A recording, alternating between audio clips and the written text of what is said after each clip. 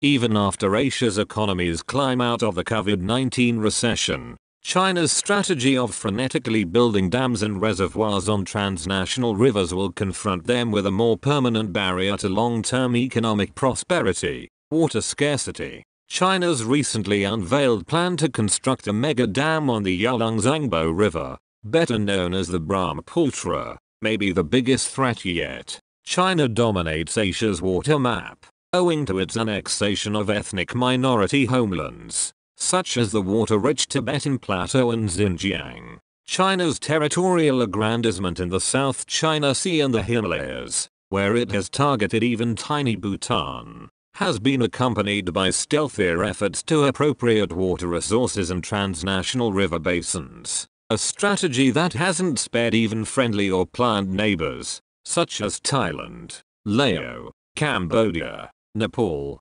Kazakhstan, and North Korea. Indeed, China has not hesitated to use its hydro-hegemony against its 18 downstream neighbors. The consequences have been serious. For example, China's 11 mega dams on the Mekong River, Southeast Asia's arterial waterway, have led to recurrent droughts downriver, and turned the Mekong Basin into a security and environmental hotspot. Meanwhile, in largely arid Central Asia, China has diverted waters from the Ili and Irtysh rivers, which originate in China-annexed Xinjiang. Its diversion of water from the Ili threatens to turn Kazakhstan's Lake Balkhash into another Aral Sea, which has all but dried up in less than 4 decades. Against this background, China's plan to dam the Brahmaputra near its disputed, and heavily militarized, border with India should be no surprise. The Chinese communist publication Huanqiya Shibao, citing an article that appeared in Australia, recently urged India's government to assess how China could weaponize its control over transboundary waters and potentially choke the Indian economy. With the Brahmaputra megaproject, China has provided an answer. The planned 60 gigawatts (GW) project, which will be integrated into China's next 5-year plan starting in January, will reportedly dwarf China's Three Gorges Dam, currently the world's largest, on the Yangtze River, generating almost 3 times as much electricity. China will achieve this by harnessing the power of a 2,800-meter, 3,062-yard, drop just before the river crosses into India. What the chairman of China's state-run Power Construction Corp., Yan Zhiong, calls an historic opportunity for his country will be devastating for India. Just before crossing into India, the Brahmaputra curves sharply around the Himalayas, forming the world's longest and steepest canyon, twice as deep as America's Grand Canyon, and holding Asia's largest untapped water resources. Experience suggests that the proposed megaproject threatens those resources, and China's downstream neighbors. China's past upstream activities have triggered flash floods in the Indian states of Arunachal and Himachal. More recently, such activity turned the water in the once pristine Shang, the Brahmaputra's main artery, dirty and grey as it entered India. About a dozen small or medium-sized Chinese dams are already operational in the Brahmaputra's upper reaches, but the megaprojects in the Brahmaputra Canyon region will enable the country to manipulate transboundary flows far more effectively. Such manipulation could leverage China's claim to the adjacent Indian state of Arunachal, which is almost 3 times the size of Taiwan,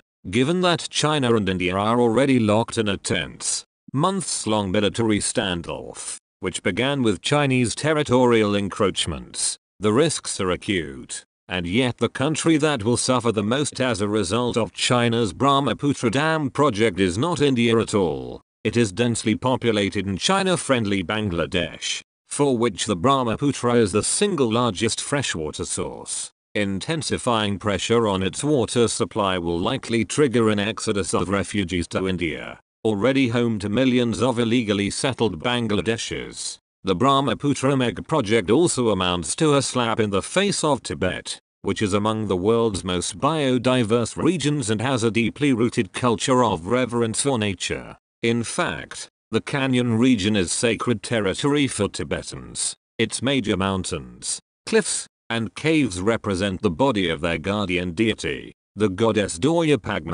and the Brahmaputra represents her spine. If none of this deters China, the damage it is doing to its own people and prospects should. China's overdamming of internal rivers has severely harmed ecosystems, including by causing river fragmentation and disrupting the annual flooding cycle, which helps to refertilize farmland naturally by spreading silt. In August, some 400 million Chinese were put at risk after record flooding endangered the Three Gorges Dam. If the Brahmaputra mega dam collapses, hardly implausible, given that it will be built in a seismically active area, millions downstream could die. The Great Himalayan watershed is home to thousands of glaciers and the source of Asia's greatest river systems, which are the lifeblood of nearly half the global population. If glacial attrition is allowed to continue, let alone to be accelerated by China's environmentally catastrophic activities,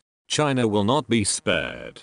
For its own sake, and the sake of Asia as a whole, China must accept institutionalized cooperation on transnational riparian flows, including measures to protect ecologically fragile zones and agreement not to dam relatively free-flowing rivers, which play a critical role in moderating the effects of climate change. This would require China to rein in its dam frenzy, be transparent about its projects, accept multilateral dispute settlement mechanisms, and negotiate water-sharing treaties with neighbors. Unfortunately, there is little reason to believe this will happen. On the contrary, as long as the Communist Party of China remains in power, the country will most likely continue to wage stealthy water wars that no one can win.